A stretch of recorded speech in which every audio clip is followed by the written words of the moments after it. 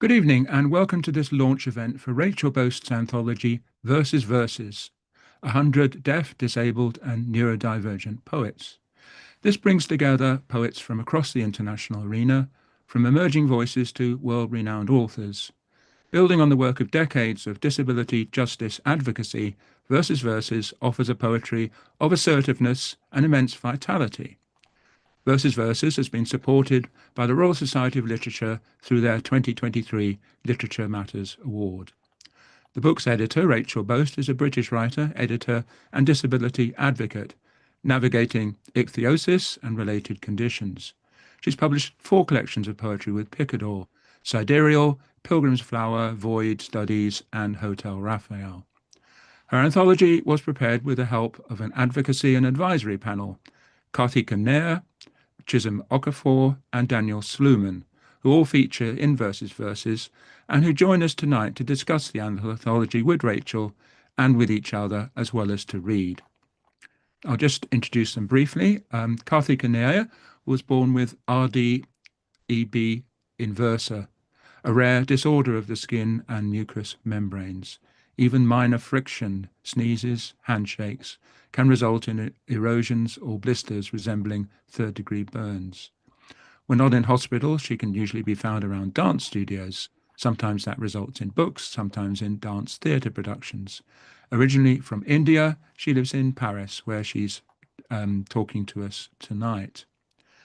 Chisholm Okafor is a Nigerian poet and clinical nutritionist, presently living in Alabama, where he is an MFA in creative writing candidate and graduate council fellow. His poems, which mostly explore his chronic illness, appear in The Ending Hasn't Happened Yet, an anthology of disabled and neurodivergent poets, edited by Hannah Sawyer, and In Between Spaces, an anthology of disabled writers, edited by Rebecca Burke. Daniel Sluman is the third of the poets and advocates appearing tonight. He's a poet and disability rights activist who lives in Gloucestershire. He co-edited the first major UK disability poetry anthology, Stares and Whispers, D-Stroke Deaf and Disabled Poets Write Back, and has published 3 poetry collections with Nine Arches Press. The most recent single, Window, about living with disability and chronic pain, was shortlisted for the T.S. Eliot Prize in 2021. We'll also have a baker's dozen of other poets from around the world reading their poems from the anthology via videos mostly supplied by the poets, superbly edited by Bloodaxe's digital whiz, Pete Hebden. So this event will be a mixture of live readings and discussion and pre-recorded videos. The subtitling of the live segments of the event is provided by YouTube, while the recorded compilations have their own, more accurate subtitles. If you want to avoid or cancel the YouTube subtitling, there are instructions on how to do that below the screen, as well as in the YouTube chat. So we're going to start the event by bringing Rachel, Karthika, Chisholm, and Daniel to talk about the anthology, after which we'll have the first of 3 sets of 4 videos featuring poets from Verses Verses. After each set of videos, we will return to our panel, one of whom will read a poem each time, followed by a discussion. So I'd like to welcome Rachel, Karthika, Chisholm, and Daniel to talk about the anthology.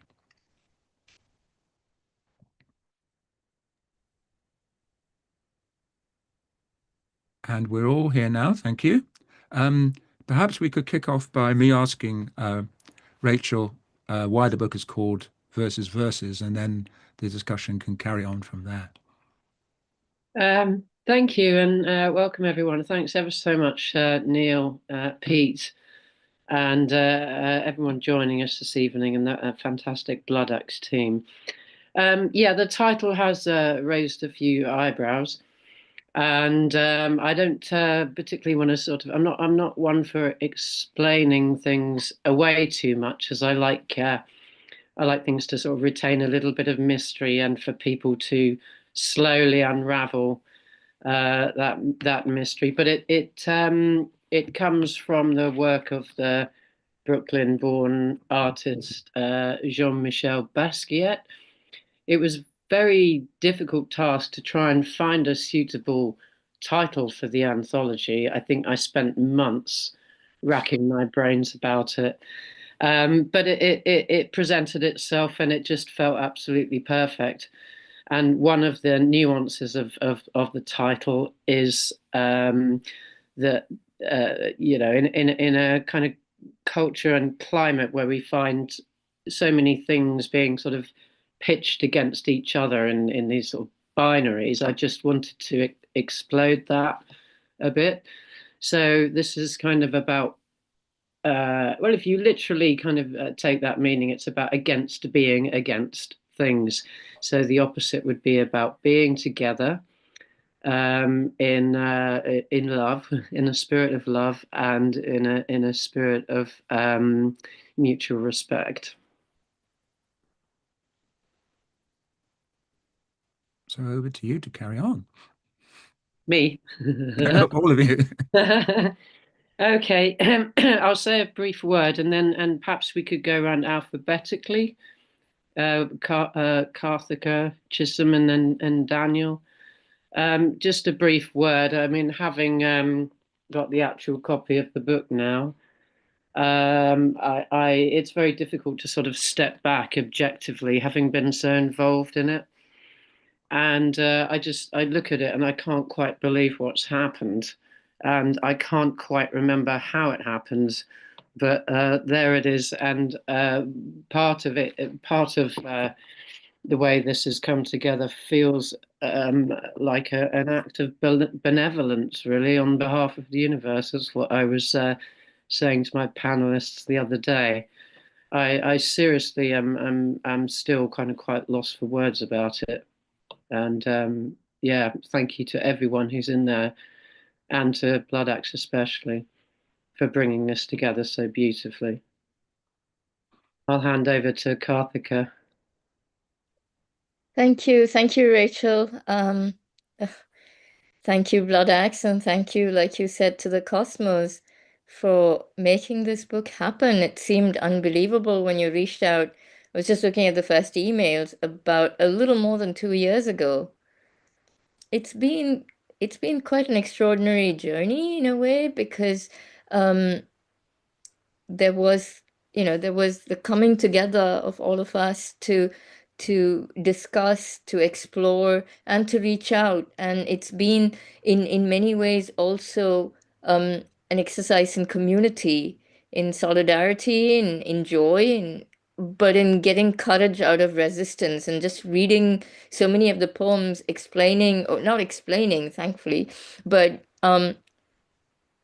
embodying, which is a funny word to use in this context, embodying so many different realities and the ways in which we navigate them and navigate the wider world around, which is very much often a world of verses.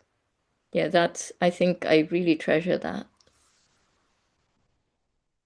Chisholm, over to you. Yeah.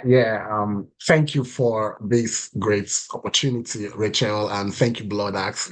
I I had always wanted to be a part of this project, a project like this. And so I was overjoyed when Rachel invited me to be on the advisory panel because I feel we the African voices this time need more representation in disability poetics around the world. And this was such a great opportunity to introduce some of the African writers that I know into a project like this, and I'm so grateful for this, and I am so excited. I've always been excited about this project, and I remain really excited about it. And I guess I want to say thank you as well. Thank you to Rachel and Chisholm and Karthika for being part of the panel. And I had a similar experience in helping Stairs and Whispers get together in 2017. And it's amazing to now look at where deaf and disabled poetry is just kind of 7, 8 years later. I guess as well, one of the main things that I'm really thankful for this project is the scope, which has a lot to do with the kind of criteria the publisher gives you. This could be national, it could be based on something to do with age or condition or something like that. But not only have we gone worldwide with this book, and we've looked at different impairments and disabilities that maybe weren't getting picked up before. We've also gone back in time a little bit, as well as looking at the present and looking at the poets that are right on the cusp of writing disability poetry now. So yeah, I think those are the things that I'm thankful for in this project. Well, thank you all. We'll now move on to our first quartet of poets from around the world, or translators reading their poems. So I'll just ask the panel to drop out, and very shortly we'll get our first poems. I'll just say a brief word. The first poet we will hear will actually be a translator of a modernist poet from Vietnam called Han Mac Thu, who suffered from leprosy. And his work contributed greatly to the revitalization of classical verse with French influence. And the translator, N.T. An, will read and introduce her translation of a poem written while he was in intense pain, both physically and mentally.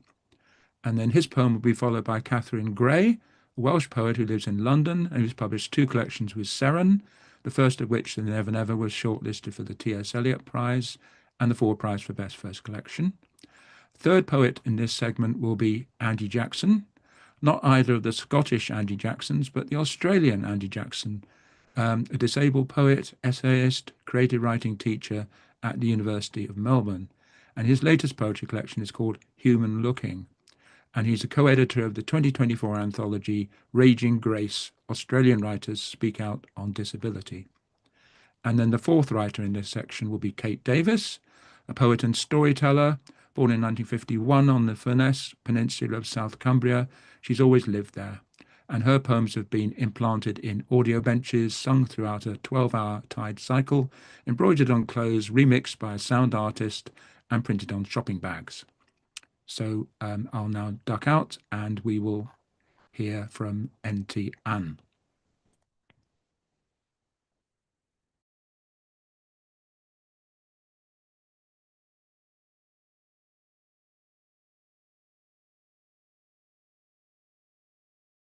Hello everyone, my name is Anh. I'm a writer from Vietnam. Today I'd like to share with you a poem by one of Vietnam's most remarkable poet, Han Mac Tử. Han Mac Tử was a pioneering voice in modern Vietnamese poetry. His life was tragically cut short by leprosy, an illness he contracted at just 24 years old. Facing unbearable pain and isolation, he found solace and transcendence through his poetry. One of his most famous poems, Đây Thôn Vĩ Dạ, is a masterpiece born from longing and memory. It was written in 1938 during his painful struggle with leprosy. The poem is often interpreted as an expression of his yearning for life, for beauty and human connections.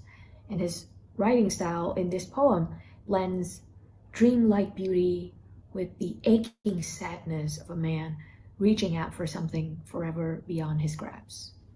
Now, I want to read to you Đây Thôn Vĩ Dạ in Vietnamese. Sao anh không về chơi thôn vĩ, nhìn nắng hèn cao, nắng mới lên, vườn ai mướt quá, xanh như ngọc, lá trúc che ngang mặt chữ điền. Gió theo lối gió, mây đường mây, dòng nước buồn thiêu, hoa bắc lay, thuyền ai đậu bến sông trăng đó, có chở trăng về kịp tối nay. Mơ khách đường xa, áo em trắng quá nhìn không ra, ở đây sương khói mờ nhân ảnh, ai biết tình ai có đậm đà. Well, translating a poem like this is quite a challenge. Its musicality and emotional depth were incredibly difficult to replicate. There were moments I had to make creative decisions, whether to choose certain imagery base not only what was written, but also how I imagine and emotionally experience the poem. But perhaps this creative freedom is what allows the translator to truly bring a poem to life in a different language, while still preserving the essence of the original. And now I want to read to you my translations of the poem here in Vĩ Dạ Hamlet. Won't you return to Vĩ Hamlet, where the sun shines through rows of palms, in rich gardens as green as jade, and bamboo groves that shield a face. Wind parts clouds, each goes their way. Water grows blue while cornflowers sway. Whose boat docked there just by the moon will reach home as the night ends soon? Dream of a faraway passerby, whose shirt's too white for one grabs to keep. When the fog thickens, blurring one sight, who knows whose love's still running deep? So thank you so much for listening. As the translator of this poem, I want to bring Vietnamese literature like this to a global audience, preserving the emotional depth and complexities of the original while making it accessible to readers everywhere. And I think poetry has the power to connect us beyond languages and borders, and I do believe that Hamlet Blues' work is a testament to that. And I would like to take this opportunity to thank Rachel for including my translations here in Vĩ Dạ Hamlet in this anthology, Verses Verses, published by Blood X Books. It's an incredible honor to have my work featured alongside so many talented voices. So be sure to check out the anthology. Thank you and goodbye.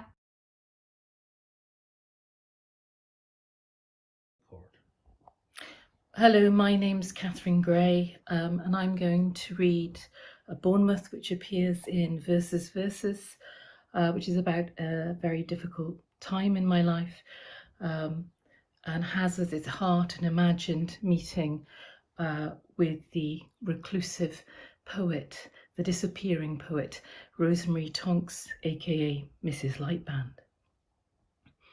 Bournemouth. The sea tonight, so comported, is no threat. Let us walk along the front.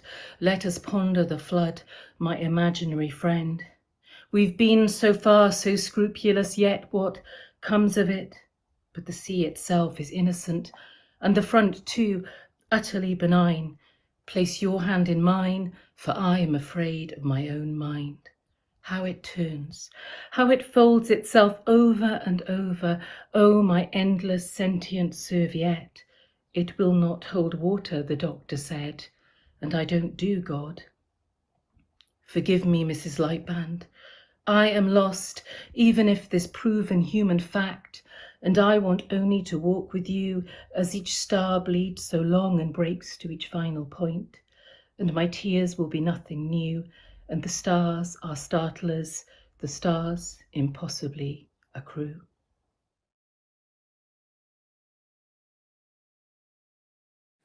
Hi, my name's Andy Jackson. I'm an Australian poet and I live in the Central Goldfields area in Victoria. It's also the land of the Dja Dja Wurrung people whose sovereignty is ongoing on this land, and I pay respects to the elders. The poem I'm going to read for you from the wonderful anthology Verses Verses, which I'm so happy to be part of, such a fantastic community of poets. My poem is called Song Not For You, and it's a response to Rilke's poem, which is usually translated as The Song of the Dwarf. Not surprisingly, it's a poem of tremendous othering and also very little reality. So I wanted to bring that reality back and to speak back to Rilke and to all the othering that happens in the current era. The voice in this poem is not mine, but it is certainly a voice that whose defiance I share and whose privacy I share as well. song not for you. Crooked blood, stunted hands, cripple, out of place.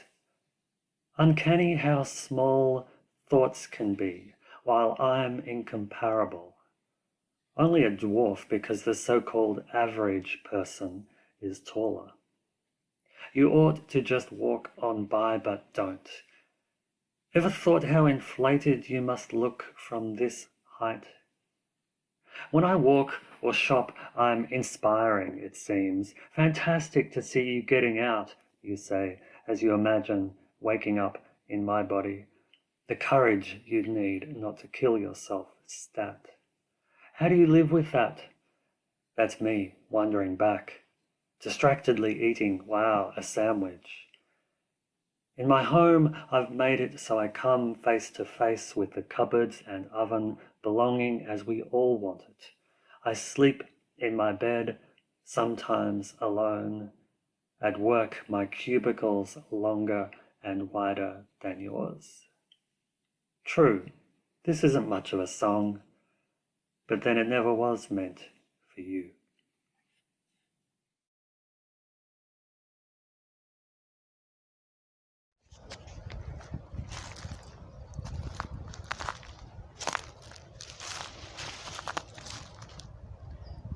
Handwriting Practice by Kate Davis.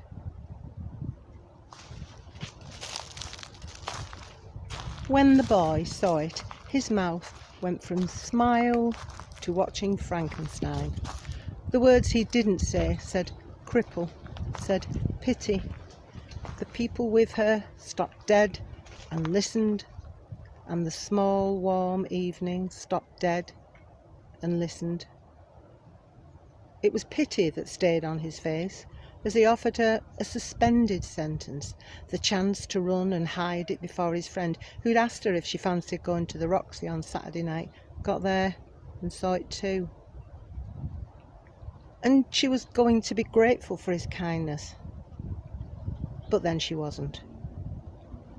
When they'd gone, she picked up a chip of limestone, scratched a couple of letters in the dirt.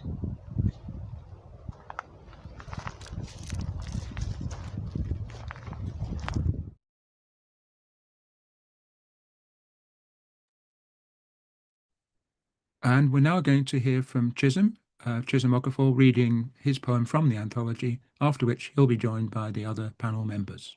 Chisholm. Thanks, Neil. I'm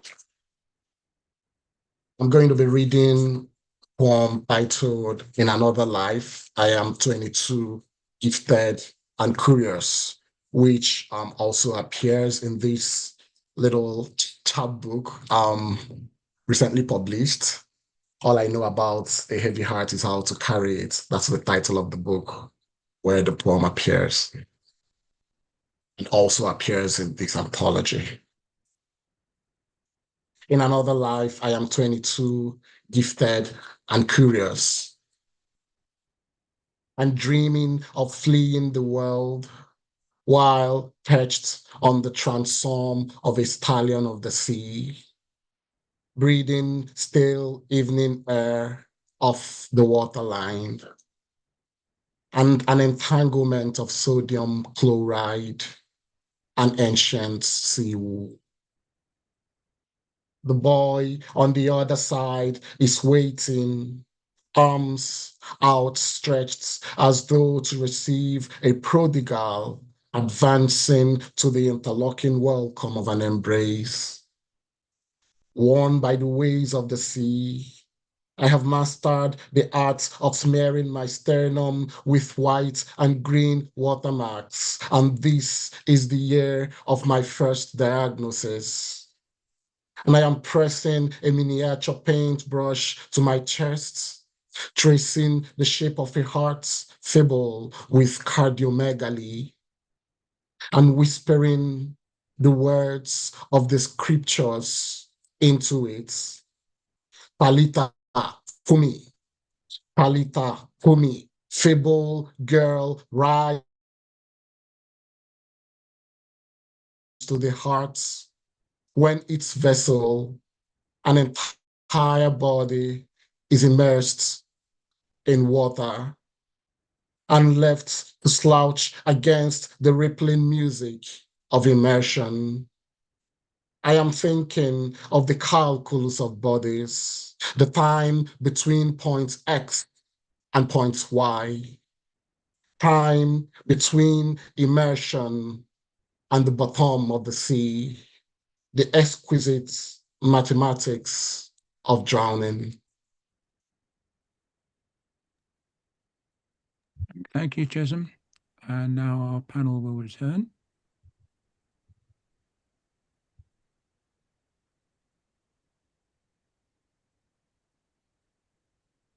Thank you so much, Chisholm. Oh, am I on? Yes, I'm on audio. Good.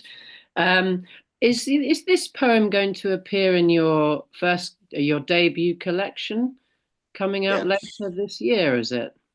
Yes. Yes. It's definitely going to be there. Good. Good. Can you tell us the title of the collection and who the publisher is? The full-length collection is titled Winged Witnesses, and it's published by University of Nebraska Press, and it comes out in December this year, 2025. Congratulations. That's Thank you. fantastic. I just wanted to say a word. So we're going to have a little chat, the four of us on the panel, just to reflect on what we've just heard. One thing I just wanted to say, Chisholm, was that how I came across that poem and the reason I selected it for the anthology was the very palpable emotional impact of it. And I remember having a chat with you about that selection, and I think because there's several in the book where this happened, where I somehow managed to pick something that was really pertinent to the author, but without knowing it. There were 2 or 3 like that people came back to me and said, I can't believe you've chosen that one.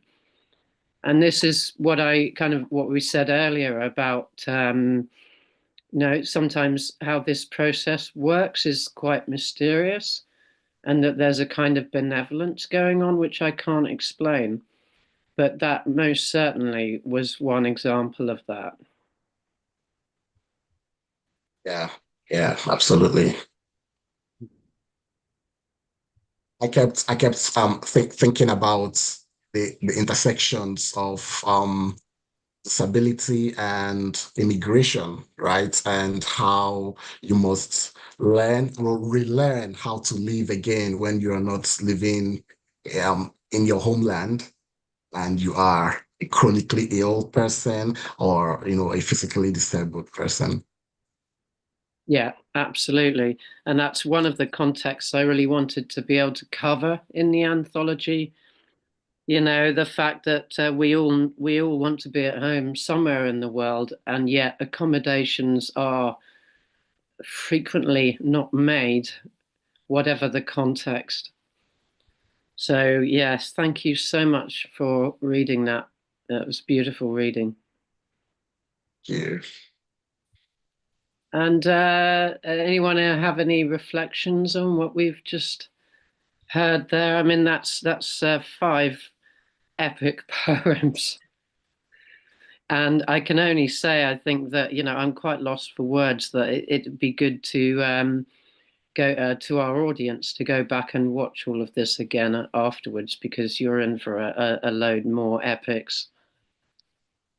I was going to say something about even in just those 5, we've got a lot of experience of the body in nature. Like I love that ending of Chisholm's poems as well, when we're in the water, and I think there's a lot of poetry about or written from disability that involves that. I'm thinking of Polly Atkins' work as well, and it's this idea of the body in water and being held by something.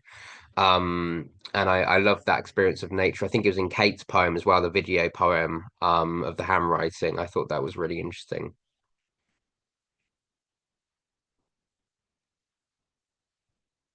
Yes, and I also, one of the things that struck me was that already in these poems we have very strong responses to othering, and that is again something that runs through the book across history, across space, across geographies, responses to othering and experiences of othering, and that again strikes a chord with what Chisholm said about the intersection between disability and immigration, and having to learn to sort of respond to a different world, and getting that world to sort of accommodate itself to one, if not the other way around.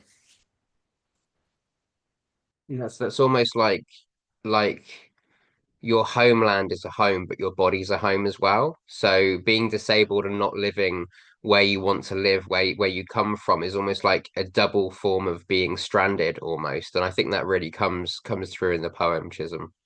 Yeah, and also, Daniel, you have to think about healthcare. You have to think about other things that you should be thinking about when you are not at home. These things can be a challenge for someone who is disabled when they are not at home.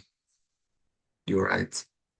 I was going to add to that as well, that there's the mental health impact of all that, and we've spoken, Chisholm, in the past about mental health sort of pandemics, especially amongst younger people finding themselves in a very alienating world of where there's so much hostility.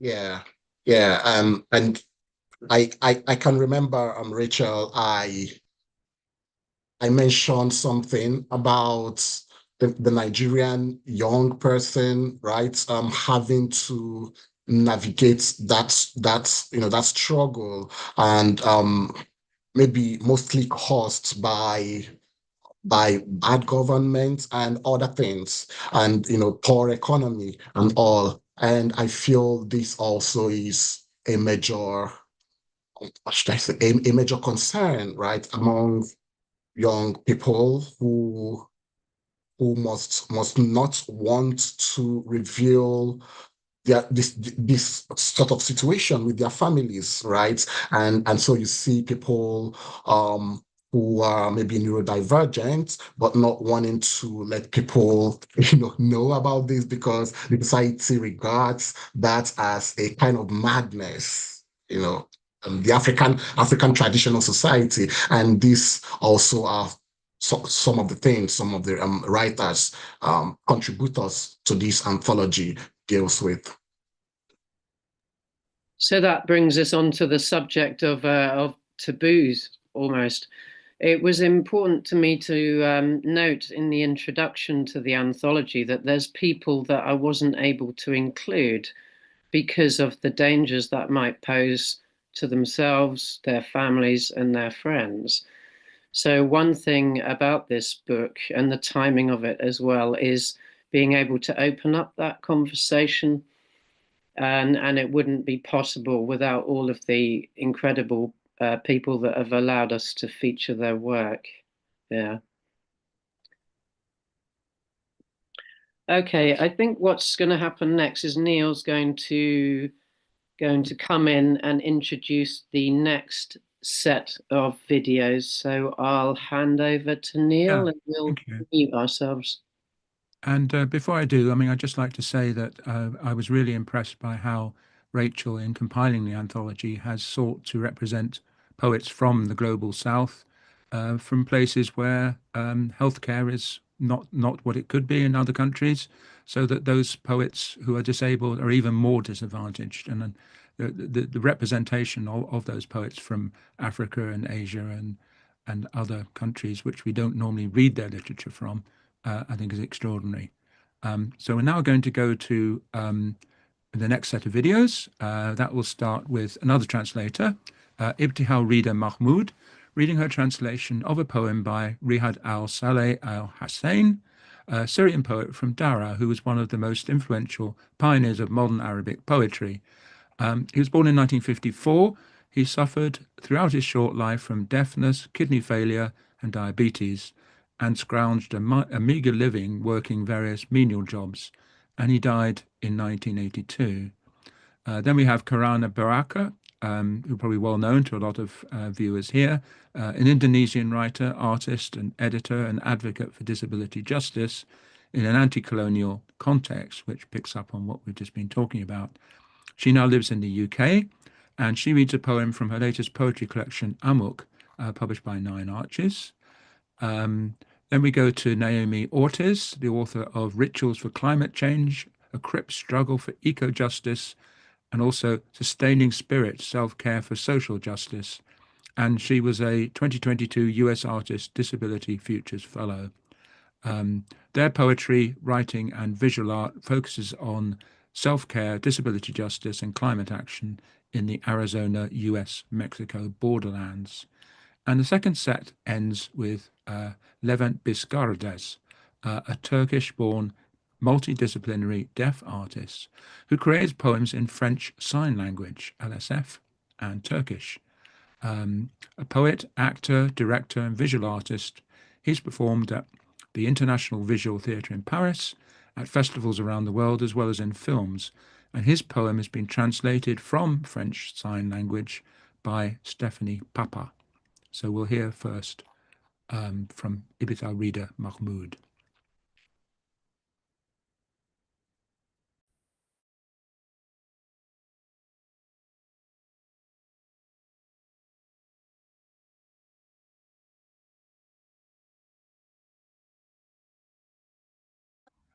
Hello, my name is Ibtihal Rida Mahmoud, and today I'm going to read a poem that I translated back in 2018 by the late Riyad Saleh Al-Hussein. The Sleeping Boy is the title of the poem, and it's from his fourth collection of poetry, A Bull in the Jungle, that was published posthumously in 1983. The Sleeping Boy. Before he went to war, he marched toward the bed, closed his eyes and slept. He saw in a boyish dream a spacious plain with galloping deer, a flock of birds, peach trees, moonlight flowers. He saw a very spacious day, and deep into the day, a man came walking, threw a bloody shirt at the child. The plain vanished, the deer perished, the trees followed, the day disappeared. The handsome boy said, "That's okay." He closed his eyes with his own eyes and slept. Saw 20 angels perched near him. Proposed, "Let us eat oranges. Let us play cat and mouse. I will hide on top of my bed. Now find me, dear cat, angel." And from the farthest sky, a bomb dropped over the handsome boy's bed. The angel flew. The cat meowed, seeing the child's finger sink into the dirt. The handsome boy said, "That's okay. That's okay." Exhausted, he went back to bed, closed his eyes with his own eyes, and slept. Saw in a dream fish on the walls, a wolf swimming in a pool, a crocodile returning to the nightclub, and a woman waiting for God before the palace of justice. The handsome boy cried, "I don't want to see anything. I want my mother, my bottle, my blanket." The handsome boy said something not that pleasing, yet not distasteful. "Long live the duck. Long live the river. Long live the cat. Long live the trees. Long live my sister, my brother, and down with the tank." He closed his eyes with his own eyes and slept once and for all.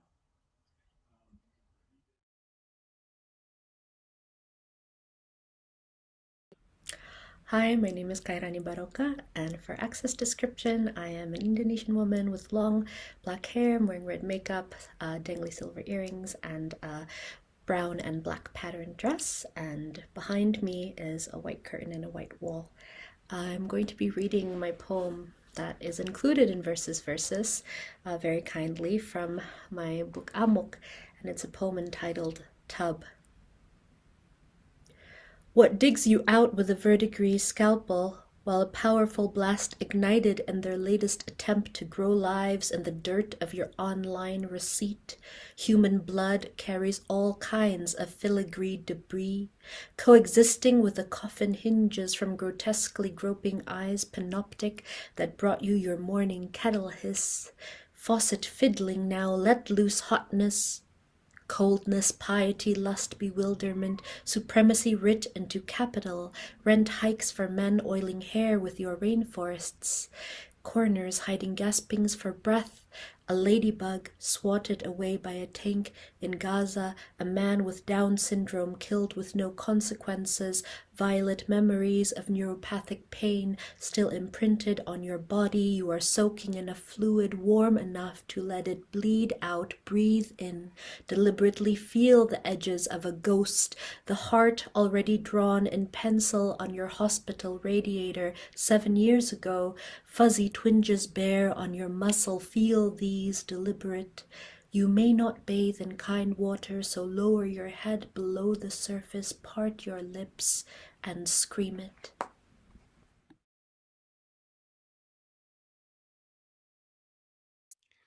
Hola, my name is Naomi Ortiz. I am joining you from the US-Mexico borderlands in Tucson, Arizona. I am a light-skinned mestize. I'm wearing dark clothes with a cactus print on it and earrings and bright lipstick. I am sitting in front of 2 book covers.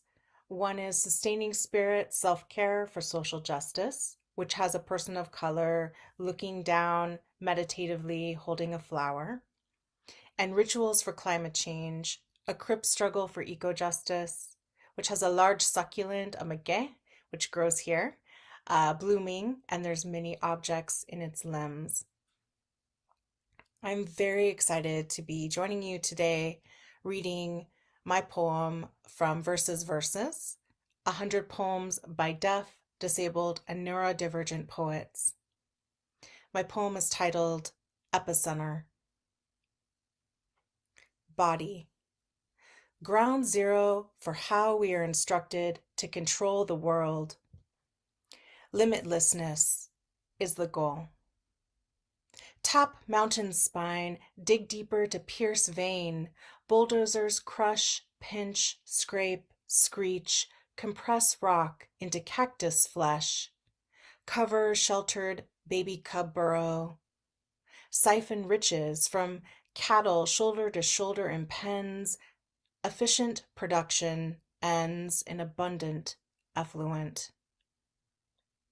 Body is to straddle home, known through sour, sweet, salty, and a reality sold to us as smooth, pale, infinite. Pump cortisol to do it all, but shame curdles the milked effort. To have a body is to whisper confessions of desire. Skeleton compound, mineral rich, organs fluid function. To live is to be bound by what cannot be overcome. Learn to follow body's lead. Bodies dream, wake, move, fall, consent to touch, exert boundaries, and yes, yes, yes, or no, not tonight. Bodies host life. Bacteria dwells in eyebrows, guts, tongues. Cells regenerate for function. Choice is chemical reaction dependent. Eyes dilate. Foot pushes brake. For roadrunner, as they streak across the pavement, lizard tail swings from beak. Mestize body knits together borders, learns to use thighs instead of words, to grip on to parent hips, hold tight above the quake of their hands, busy tracing the void of everything left behind. Nursed with tales of loss and liberation as two sides of one. Disabled body inhabits a valley, having tested the edge, where cane, wheel, words tipped off the ledge. To live with holes, rips, stains, is to let life wait for now, to lay down and rest.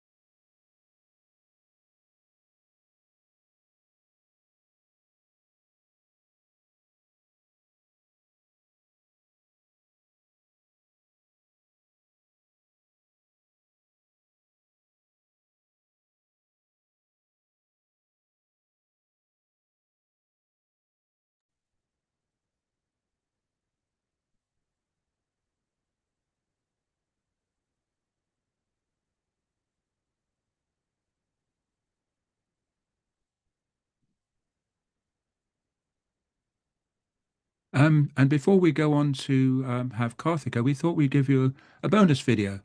We're now going to see Carl Knights from Suffolk.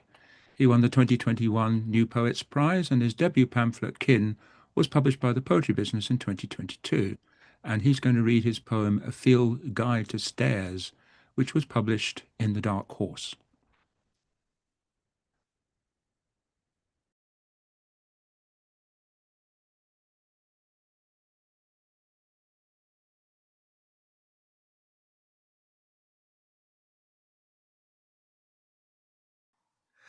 Hello there, my name's Carl Knights, and to give a quick visual description of myself, I'm a white guy with specs, short brown hair. I've got this polo shirt on with a quite dashing blue collar.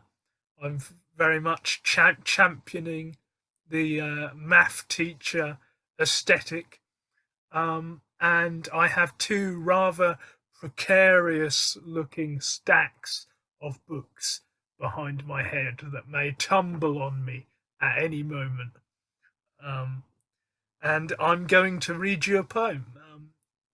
I'm so excited to be not only reading this poem, but to have this poem in the anthology with Blood Axe means a lot to me personally.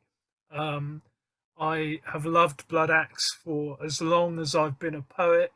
I have more Blood Axe books on my shelves than any other publisher in the UK, and Blood Axe have a very long history of publishing disabled poets, so I couldn't think of a better home for not only this poem but for this anthology. So I'm very excited to be here. And I'm going to read my poem that's in Verses. It's called A Field Guide to Stairs, and that's stairs as in looking, not stairs as in, the stairs that you go up and down. And I was struck by how I could tell the difference between different types of stairs just in my day-to-day life, and I wanted to explore that in a poem, and this poem was the result. It's called A Field Guide to Stairs. There's the curious stairs, often from parents or old ladies. They want to know more, but don't know how to ask. The gawkers, they want to know what's wrong with you. You'll want to punch these people. The friend, you spy the strap of a splint as they walk. You stare, they stare back. You both smile, nod. The anxious, the temporarily abled, my friend calls them. They see a possible future, scowl and turn away. Thank you all so much. And we're now going to hear from Karthika. She's going to read her poem from the anthology. Karthika. Hi, thank you, Neil. I'm actually not reading my poem from the anthology, but that of G.N. Sai Baba. Till about 6 months ago, we could have imagined G.N. Sai Baba being with us and, doing this reading himself. But he very sadly and prematurely passed away in October, barely 6 months after October 2024, barely 6 months after being released from prison, where he had been in and out, mostly in, for the last 10 years before that. He'd been imprisoned in 2015, acquitted, but re-imprisoned because of the way the Indian court system and the politics currently work. So I'm doing this wrong, I'm doing it backward. G.N. Sai Baba was a poet, an Indian poet, a writer, an academic, and a human rights activist, a very determined, committed human rights activist. And it was the activism that, found him in prison for so long. He also had polio since the age of 5, and he was defined as 90% disabled. He'd used a wheelchair since the age of 5. In 2014, he was imprisoned wrongly as a part of the state's supposed crackdown on Maoist activity. Like I mentioned, he'd been acquitted several times by regional courts, but then put in prison back again from orders by the state. While in prison, he wrote this last collection of poems and letters, which was called Why Do You Fear My Way So Much? I should add that he was prevented from writing in Telugu, his mother tongue, because that was considered seditious for some reason. So these are poems written in English. This particular poem is called A Sparrow in My Cell. A sparrow flew like an arrow into my cell, through the bars on a chilling, desolate midnight. He perched on the parapet wall of the toilet with little jumps, waveringly. I tried to whisper deliriously something to the bird through my half-closed, sleepy and hallucinating eyes. A fat officer giggled with his rocky, grim face, hurrying through his midnight rounds behind a bony guard. My gaze flew back to the little creature in my waking dream.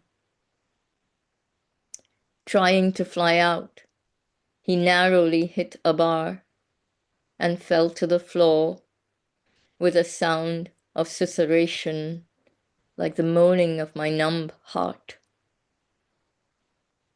A night train whistled at a faraway station like a ghost of a fallen civilization. Gaining consciousness and courage, the bird walked around the floor of my cell, pecking at tiny spots. The guard returned to the yard, rubbing his tired eyes of surveillance, taking long strides up and down. The little bird climbed onto my bed and sat at my painful and trembling feet. I held my breath. Slowly, he started walking on the corners of my bed, moving his eyes this way and that way, as if saying something to me, or measuring my heartbeats. An owl outside the high security walls howled a horrible shriek. Perhaps the little one lost his way, or his nest, or his loved one, I thought. Suddenly he fluttered his wings, flying to the ceiling and dashing down to the floor. An ugly siren shrilled. The guards changed their duties. The lifeless night groaned once again. I felt my throat parched.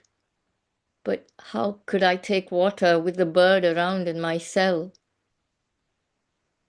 Slipping back into my distant dream, I whispered to him, "My friend, come every night. I am terribly lonely." Thank you, Karthika, and apologies for forgetting that you were going to read Sai Baba's poem. Karthika is represented in the anthology with an extract from a renga that she wrote with Marilyn Hacker called A Different Distance. So if you get the anthology, you can read her work in that. So we're now going to be joined by the rest of the panel.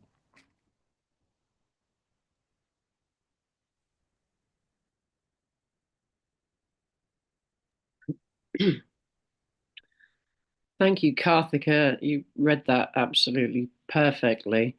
I had a lump in my throat as we've discussed this situation with Jia and Sai Baba a few times. I just thought I would hold up his amazing collection here, which is published by Speaking Tiger. Why Do You Fear My Way So Much? Poems and Letters from Prison.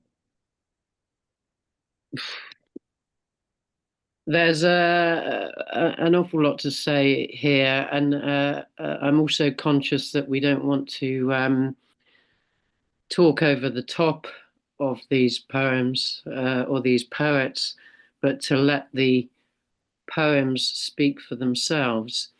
And again, I would just encourage people to get hold of a copy of the book, read it, and also watch this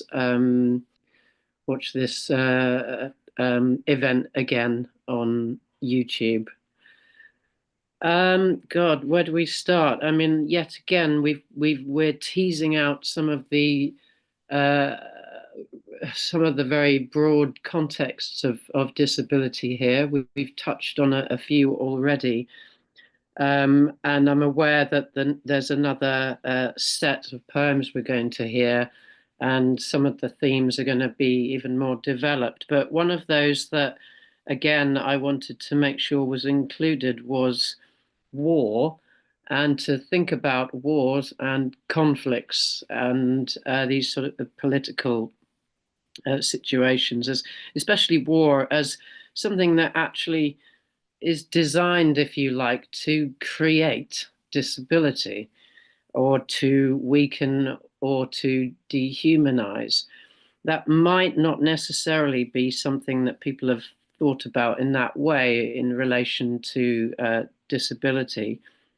But that, for me, was particularly important. And also what we've heard is disability in relation to the climate emergency. We've spoken about sort of migration as kind of part of that as well, perhaps.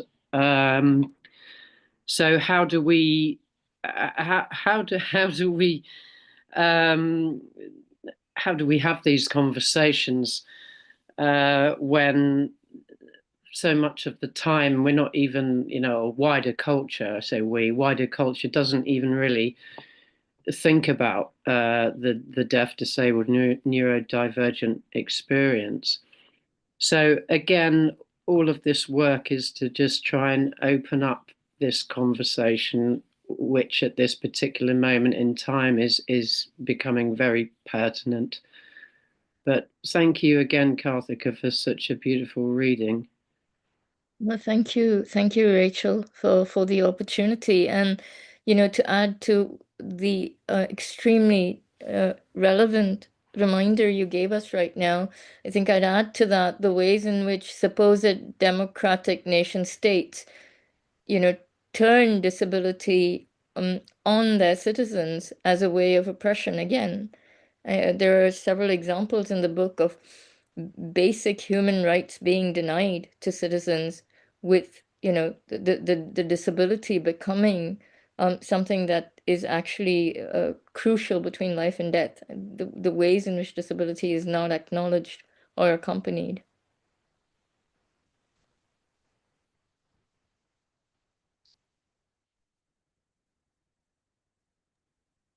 Yeah.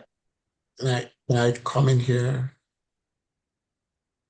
Yeah, I also wanted to say, Karthika, that was such a deeply moving poem, and the way you read it was so awesome. Thank you so much for that, for reading that so well. Um, I just wanted to say, Rachel, that I loved Naomi Ortiz's poem about um the destruction, the clinical versus the environmental, right? The destruction of the environment, and placing it side by side with the supposed, destruction of the body, which I found quite interesting. And I think this opens up, more conversations around climate change. Yeah. Yeah, I have a copy of Naomi Ortiz's Sustaining Spirit here, Self-Care for Social Justice. I keep dipping into it. It's just an endless wealth of sensitivity, pertinence, and good advice. Every time I dip into it, I just feel nourished and sort of better able to manage my own situation. So yes, just wanted to flag this one up. Okay, Daniel, did you want to comment on some of what we've just heard there? I thought it might be interesting as we talked about the poem that Karthika read, and we talked about Naomi's poem, to talk a bit about Carl's. Just because I think that one definitely affected me personally as someone who gets a lot of stares when I exit a building, when I'm in a public place. And I guess it really brought to mind some of the conversations we had early on, Rachel, about how you kind of demarcate the different parts of this book. Do you do it by types of condition, types of impairment? Do you do it by nationality, by gender, all those things? And I think it was really an education when we were looking at how to do this book, that so many of the experiences of disability have really nothing to do with any specific impairment or any specific kind of aspect of life. Whether it's like stigmatization or feeling othered or lack of access, it's so much bigger than those things. And I really feel that with Carl's poem, and with some of the poems as well that are written very much through disability rather than about. I think it would be very easy for you to have only included poems that were very explicitly about certain aspects of the disabled experience, but that's not what being disabled is all about. And I think the poems that really speak through the poet's identity, like the Naomi Ortiz one about climate change, I think those ones have just as much value, and they're really important to kind of show the world that disability isn't just something we can kind of talk about. It's a kind of inherent part of our experience of being in this world. Yeah, absolutely, Daniel. Well said. Were you sort of asking me how I sequenced the anthology? Yeah, because I think I know there were so many poems you could have included in this book. You had more than you know, the limits of what you had to do, but the sequencing as well, that must have been a difficult thing to work out exactly where to put different poems. I think my overall approach is one of trust and faith, I suppose, in what I'm doing. So I don't if I start overthinking things, then it doesn't work. If I close my eyes, if you like, there's a sort of magic happens with it. I really cannot explain to you how this has been done, and I can't even remember. Like I said, but no, there were some. You know, I was obviously balancing multiple different factors. And I wanted to allow a kind of a weaving to happen so that everyone in there is almost thoroughly integrated with each other, that you couldn't really separate people, that we are kind of all one another in some way. And I think it just sort of happened out of that, but it was also a case of I just had complete trust in it and in people's work, and I feel very grateful that people have trusted me with their work as well. I'm an avid sequencer, you know. All of my own collections are really deliberately and quite metaphysically sort of sequenced. I can't really unpack that much further. But yes, it does weave in and out of different themes. It sort of comes in waves. I didn't want to cluster things together artificially, but I also wanted to see how I could make the poems all talk to each other. I think I've just got one of those brains that just can just go out like that do that sort of thing without sort of too much self-consciousness or deliberateness. But I'm not going to give away my secrets here. Yeah, I think the order is almost a symphonic sequence, isn't it? It's a weaving of themes, and the poems set up a kind of conversation with each other. And also, you know, you clearly show that there is no division between a lot of the poets, because, you know, some of the disabled poets are neurodivergent, and you can't actually put them into separate sections. It's all part of their life experience and how they write. And they're not necessarily writing out of, you know, specifically about their disability, but it does come through in the poem in one or other way. Absolutely. Just to touch on something you brought up there, Daniel, you mentioned Carl Knights's poem. I mean, obviously, I get an awful lot of staring as well, and othering. And what was I going to say? I think part of my mission here with the book was an effort towards normalization, you know, and also a resistance against the terribly damaging tendency to make disability a sort of tragedy. You know, that is not my experience at all. I reject it thoroughly, and I think pathos stroke pity is a very damaging thing, but it's also doesn't have any reality to it. That's not where we are. So it's just worth sort of bringing that one up as well.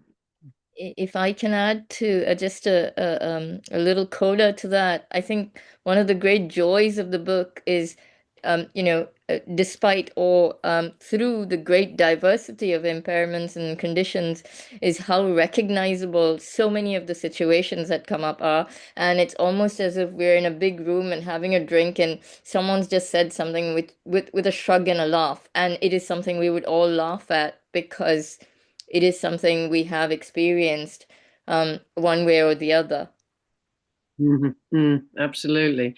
And the other thing to say about the book is how much joy there is in it as well, and humor. That's really important. And another context that I thought was important to represent was love poems. And we've already heard one of those. I mean, Levent Biscarda's poem is a love poem to my ear. And so is yours, Daniel, which we'll hear a little bit later on. Shall we hand back to you, Neil, to introduce Yes, you'd like to drop out. I'll just give a brief intro to the next part of the event. And we're returning to the whole question of poets who've become disabled through injuries on war or prison. In this case, it's prison. We're going to start with the exiled Malarian poet Jack Mapangyi, who was filmed by Pamela Robertson Pierce at his home in York.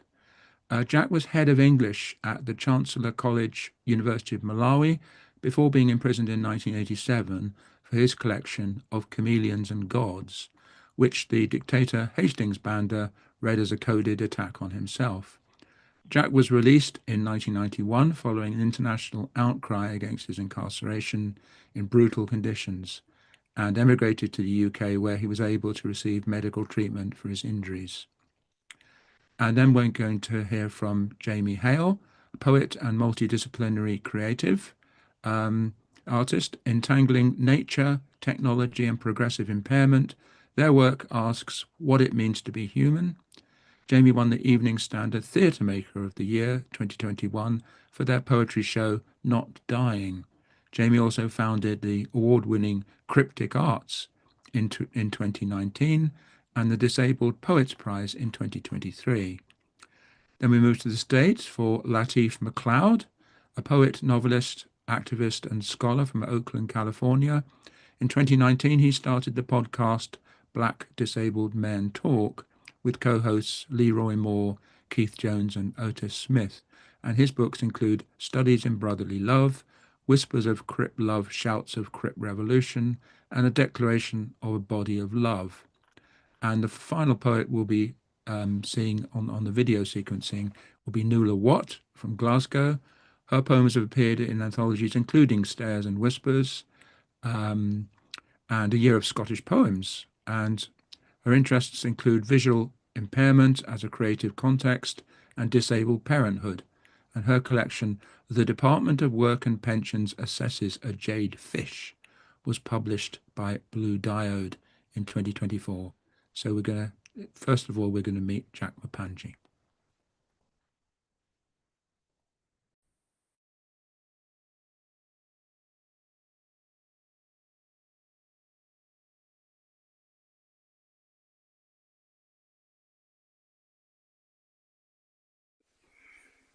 Prison life was tough.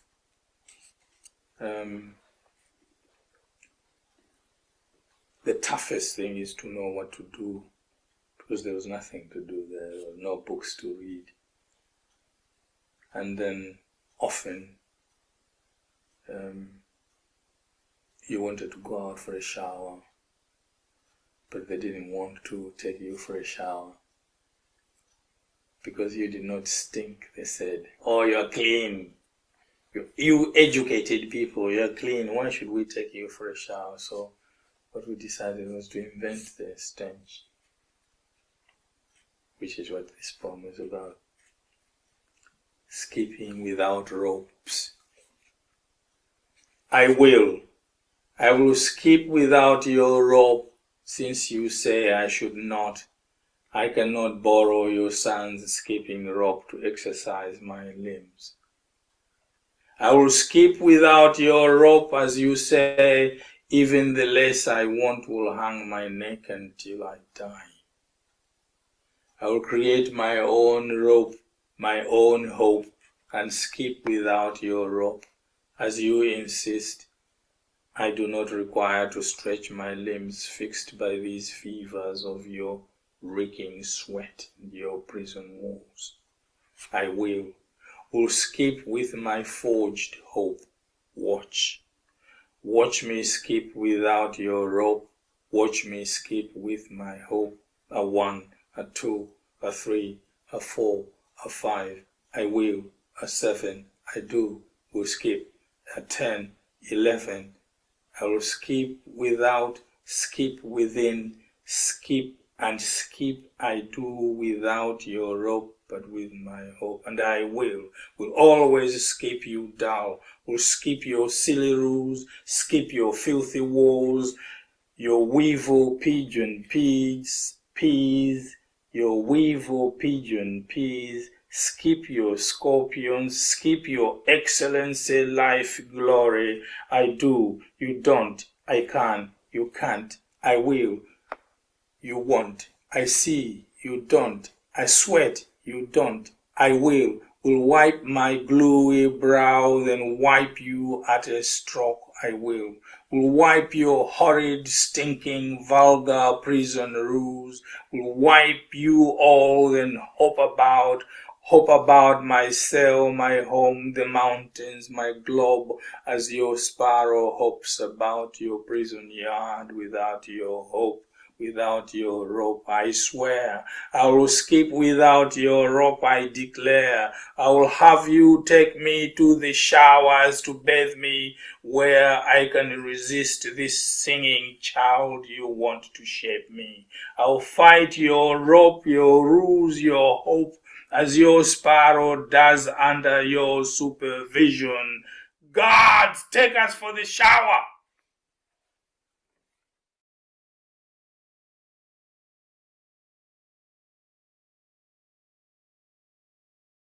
Hi, my name is Jamie Hale. I'm a disabled poet based in London, UK. Fibrotic. Fibrosis. Noun. The thickening and scarring of connective tissue, usually after an injury. If you graft orange buds onto a lemon tree, they grow together. A fruit salad tree of sharp bitterness and sugar, or the bud dies. Connecting two incompatible things is harder than you would think. The body knows this. Maybe, while I slept, a tree was grafted onto me. My rootstock was rotting, necrotic buds flower from my heel. Sometimes lightning splits a tree, hollow, like a cave, but it keeps on growing spindly branches. Nobody told it was broken. Or maybe it always knew. Both are possible. Hollow things grow strangely, and yet we grow. Trauma changes our genetic sequence. I am fibrosed. My muscles become woody. Trees grow thicker year on year. I do not. But I have roots. Maybe my legs are trees. Leach nutrients? No. Drain poison. The puckering sharpness of crabapple before it's boiled with endless sugar.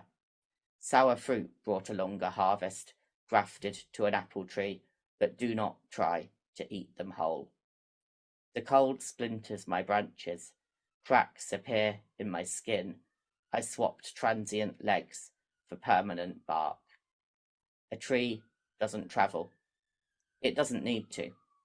It knows the forest, sends signals beneath the floor, swap breadth for depth. Trees whisper at night. People don't notice. Or do they miss the voices that I hear? The grafted tree is neither one nor another, nor is it both.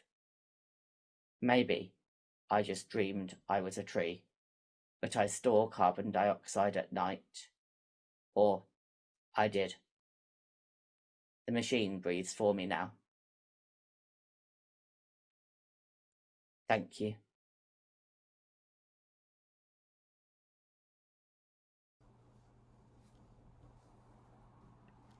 Hello, I am Dr. Lateef McLeod.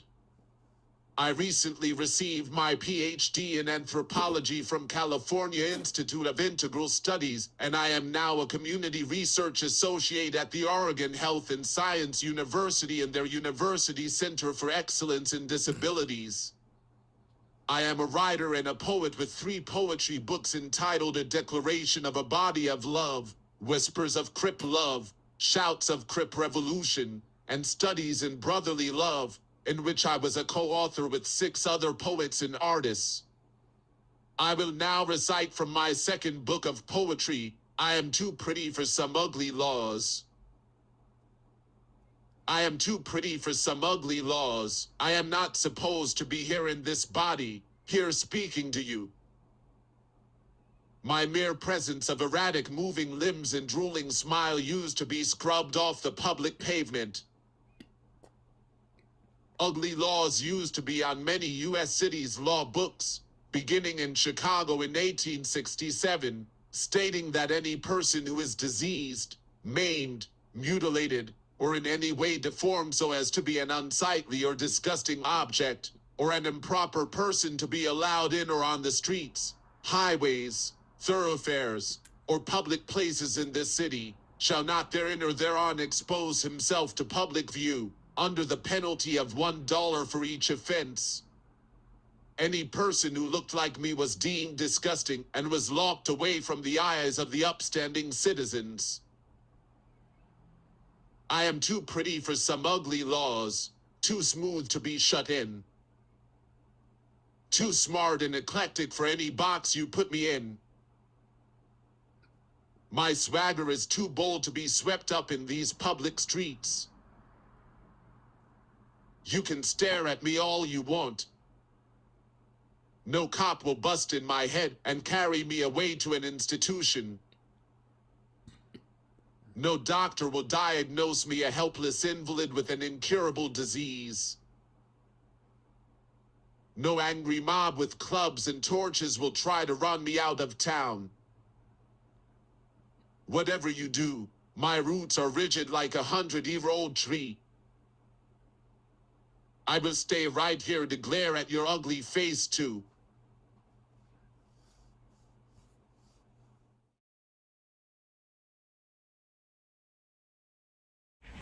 I'm Nuala Watt, I'm in Glasgow, and this poem is from my collection, The Department of Work and Pensions Assesses as Jade Fish.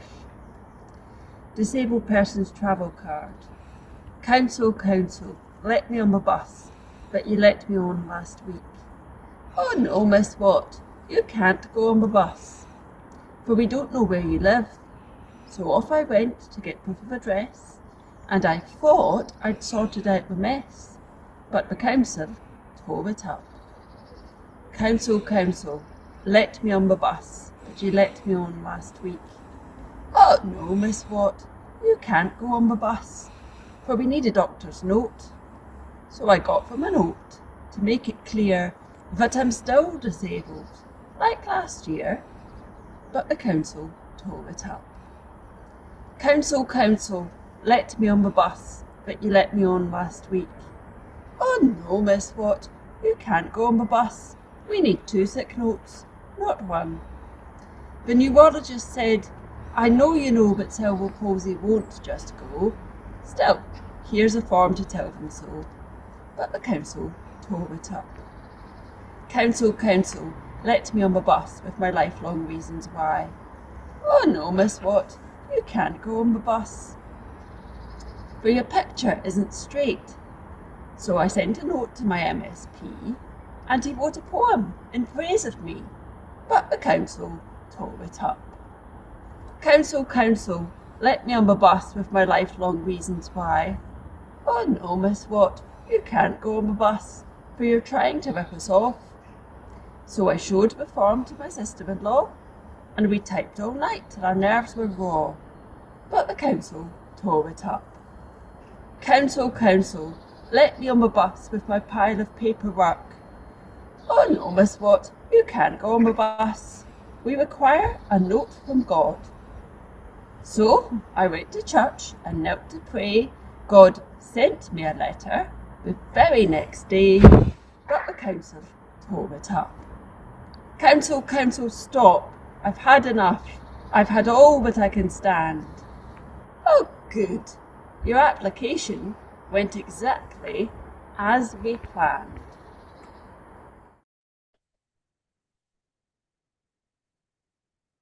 And we're now going to hear Daniel Snowman reading his poem from the book, after which the panel will come together to finish off. Daniel. Thank you, Neil.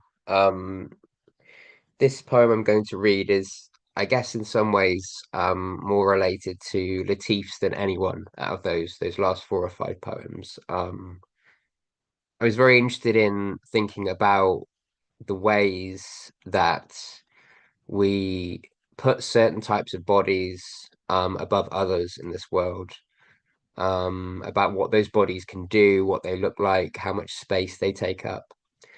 And one of the kind of blessings for me of being disabled is that I don't have to take part in that race. And being outside of it is actually a good thing for me. So this is the beautiful. White sheets contain us in the illusion of containment, and we don't screw like they do on TV. The Vaseline smeared lens groping bodies that gleam. The carefully placed sighs and glazed eyes of the beautiful, swimming through the windows of gyms and pools like torchlight, lonely as hell. They will never love like this, our whole bodies into the earth of each other. We bury ourselves like readers in books, take each other apart and put each other back again and again. Cripples love best because love is an assembly, and we've always been broken, gluing our lives with glitter and card in darkened rooms. Thanks. Thank you, Daniel. And the panel will now rejoin us.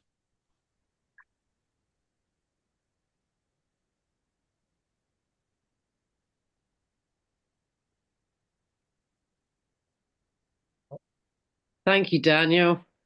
That's an absolute belter of a poem. And I love the collection too, Single Window, published by Nine Archers.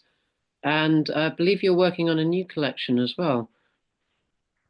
Yes, yeah, I'm hoping it should be out next year sometime. I'm writing about chronic pain, because I've been looking around for collections or films or fiction books or things that kind of are written through and about chronic pain, but there's so little kind of material out there.